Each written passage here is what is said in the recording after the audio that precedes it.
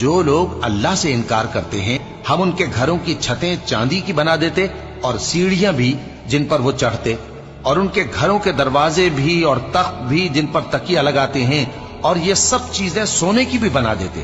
اور یہ سب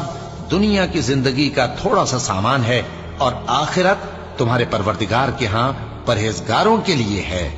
اور جو کوئی رحمان کی یاد سے آنکھیں بند کر لے یعنی تغافل کرے، ہم اس پر ایک شیطان مقرر کر دیتے ہیں تو وہ اس کا ساتھی ہو جاتا ہے، اور یہ شیطان ان کو رستے سے روکتے رہتے ہیں اور وہ سمجھتے ہیں کہ وہ سیدھے رستے پر ہیں، یہاں تک کہ جب وہ ہمارے پاس آئے گا تو اس شیطان سے کہے گا کہ اے کاش مجھ میں اور تجھ میں مشرق و مغرب کا فاصلہ ہوتا، تو برا ساتھی ہے۔ اور جب تم ظلم کرتے رہے تو آج تمہیں یہ بات فائدہ نہیں دے سکتی کہ تم سب عذاب میں بھی شریک ہو۔ تو کیا تم بہرے کو سنا سکتے ہو یا اندھے کو رستہ دکھا سکتے ہو، اور جو کھلی گمراہی میں ہو اسے راہ راست پر لا سکتے ہو؟ پھر اے پیغمبر، اگر ہم تم کو وفات دے کر اٹھا لیں تو بھی ان لوگوں سے تو ہم انتقام لے کر رہیں گے، یا تمہاری زندگی ہی میں تمہیں وہ عذاب دکھا دیں گے جس کا ہم نے ان سے وعدہ کیا ہے،